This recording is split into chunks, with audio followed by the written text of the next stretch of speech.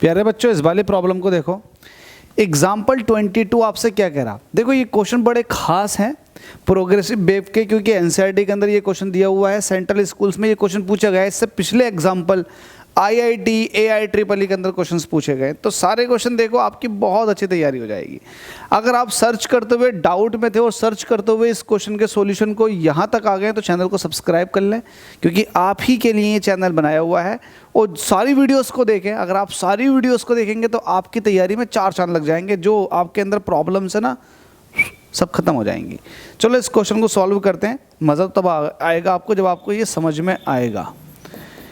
आपसे क्या रखा कि एक वेव है जो ट्रैवल कर रही है along a string is described bye, ये आपके पास एक वेव का इक्वेशन था।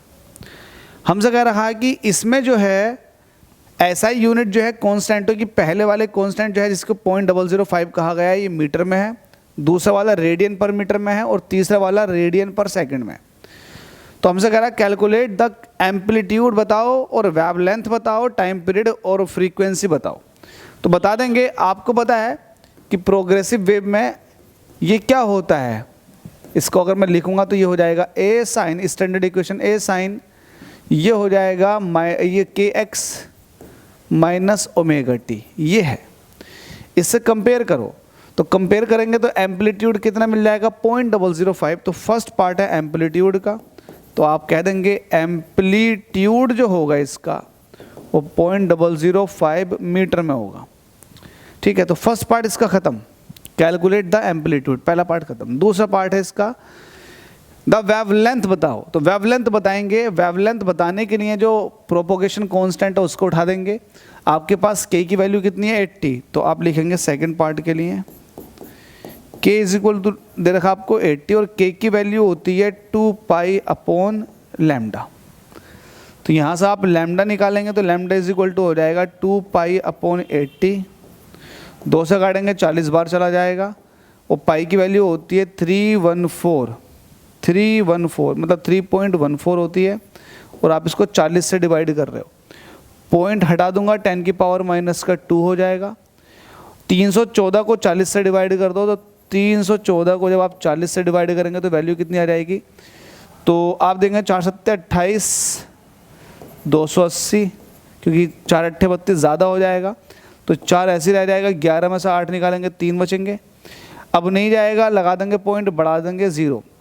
अब देखो 4 नम 36, 4 अट्ठे 32 और 4 नम 36, 4 अट्ठे 32, 8 बार चला जाएगा, 8 0 0 और 8 चौक 32, 320। सब्ट्रैक्ट करेंगे 20 आ जाएगा, पॉइंट लगा हुआ 0 बढ़ा, 4 पंजे 20, 7.85। ठीक है, तो वैल्यू कितनी आ गई है 7.85 इंटू 10 की पावर माइनस के 2। ये प्रोपोगेशन कांस्टेंट था और यहाँ से लैम्डा निकालना है तो लैम्डा ये मीटर में आ जाएगा। क्योंकि यहाँ पर 10 की पावर माइनस 2 भी है तो इसको हटा देंगे तो ये 7.85 सेंटीमीटर में रह जाएगा, क्योंकि 10 की पावर माइनस 2 को जब हटाएंगे तो सेंटीमीटर छोड़ेगा। ठीक है, तो दूसरी वाली चीज़ भी बड़े ईजिली आपने कवर कर ली। चलो ठीक है, कोई दिक्कत नहीं है, ऐसे ही मैं आपको बाकी पार्ट भी कवर करा दूंगा। पहला पार्ट भी हो गया, सेकंड पार्ट भी हो गया। अब बात आती है तीसरे वाले पार्ट की। हमसे कह रहा द पीरियड एंड फ्रीक्वेंसी बताओ, तो टाइम पीरियड कहाँ से बताएंगे, थर्ड पार्ट के लिए। थर्ड पार्ट के लिए टाइम पीरियड बताने वाली चीज़ है ओमेगा टी। तो ओमेगा देखेंगे, ओमेगा आपको कितना दे रखा 3, और यहाँ पर देखो ओमेगा का यूनिट भी दे रखा रेडियन पर सेकेंड। तो आप कहेंगे since omega is equal to कितना है, जल्दी से बता देंगे यहाँ से 3। तो आप 3 रेडियन पर सेकंड लिखोगे ज़्यादा अच्छा, रेडियन पर सेकंड।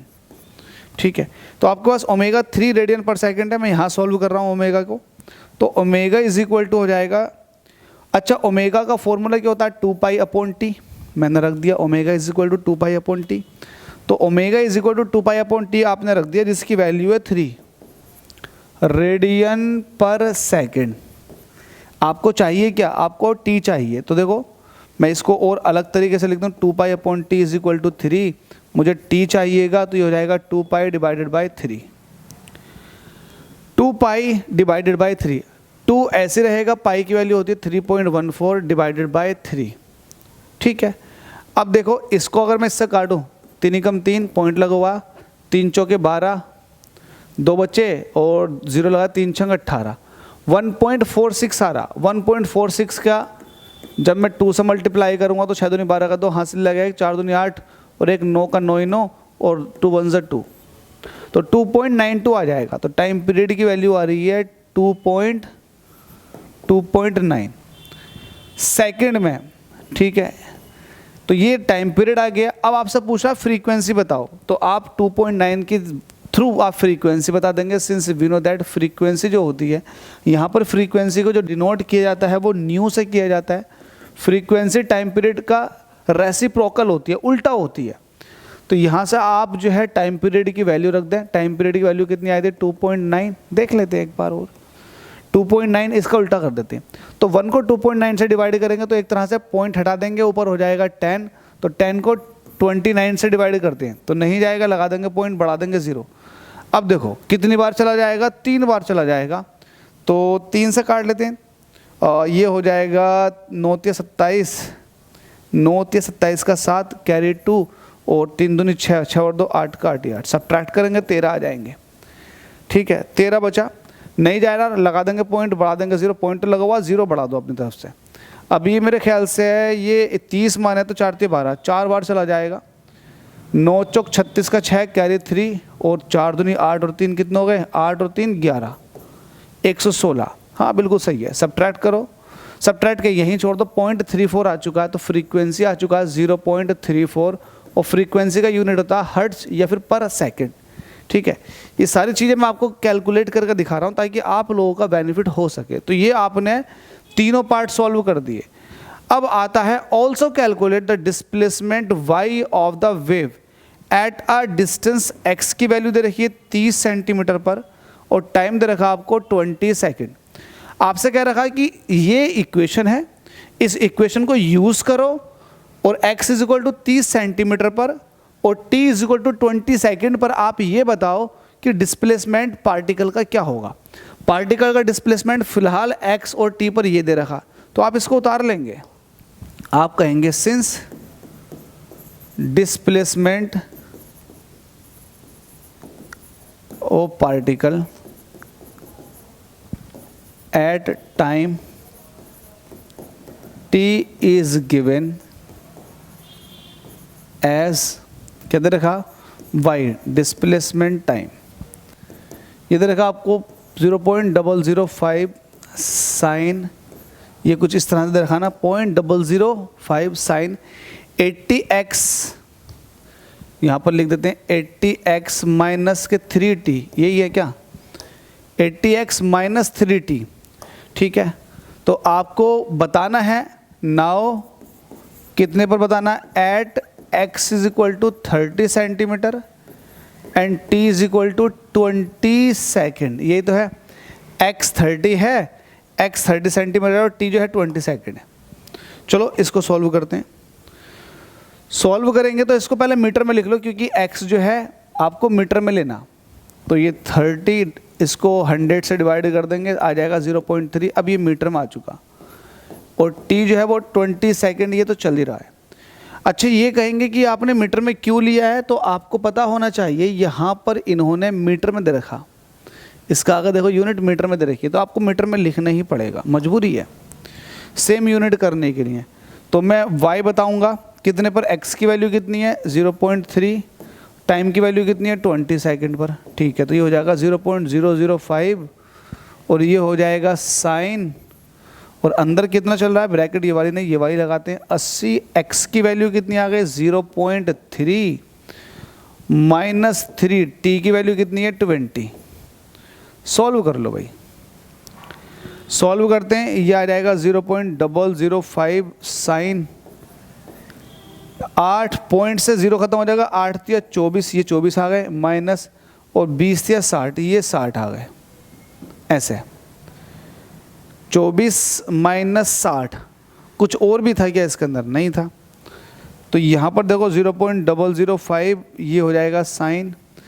अच्छा अगर ये 30 होता तो 30, 60 में से 30 निकाल तो 30 बचता, लेकिन ये 24 है तो बचेगा माइनस के 36, ये माइनस के 36 बचा। साइन माइनस के 36 ये क्या होता है? अगर आप साइन माइनस के 36 की वैल्यू देखोगे, अच्छा ये वैल्यू जो है रेडियन में है, ये वाली बात आप ध्यान दें, 0.005 साइन माइनस के 36 रेडियन में है ये। इसको आगे सॉल्व कर लेते हैं 0.005। अब देखिएगा साइन माइनस के 36 रेडियन की वैल्यू कितनी होती है। अगर इसको किसी बच्चों को याद है तो ठीक है, अगर याद नहीं है तो यही छोड़ दे, उसका यही आंसर हो जाएगा। लेकिन इसको अगर आप आगे सॉल्व करेंगे तो इसकी वैल्यू होती है 0.9917। ये इसकी वैल्यू होती है साइन माइनस 36 रेडियन की। जब आप इसकी मल्टीप्लाई इससे करेंगे तो मल्टीप्लाई करके देख लेते हैं 9917 की जब मल्टीप्लाई करेंगे 5 से तो वैल्यू कितनी आ जाएगी, 5 सत्ते 35 का 5 कैरी 3, 5 कम 5 होती है 8 का 8 ही 8, 5 नम 45 का 5 कैरी 4 और 5 नम 45, 9 पंजे 45, 45 और 4 कितने हो जाएंगे, 45 और 4 हो जाएंगे 49। तो ये वैल्यू आ जाएगी 49 कुछ इस तरह से। ठीक है, तो आप देखेंगे पॉइंट कितने के बाद लगेगा, 4 और 3 7, क्योंकि पॉइंट के बाद 3 डिजिट यहाँ आया, पॉइंट के बाद 4 वहाँ, तो 4 और 3 7 के बाद लगेगा। तो 7 के बाद का मतलब ये है कि 1 2 3 4 5 6 7, तो ये आ जाएगा, देखो आगे ना आगे 1 2 3 4 5 6 7, सॉरी यहाँ लगेगा 0.00495, वैल्यू आ जाएगी 0.00495। ये वैल्यू आनी है भाई। बाय द वे आपकी बुक के अंदर इसका आंसर गलत दिया हुआ है, ध्यान रखना है, गलत दिया हुआ है। और ये मीटर में चल रही है ना, नहीं x, हाँ बिल्कुल मीटर में चल रहा, तो ये मीटर में आ जाएगा। तो ये गलत दिया हुआ 0 दे रखा, जबकि 0 नहीं आएगा किसी भी एंगल से। होप सो समझ में आ गया होगा।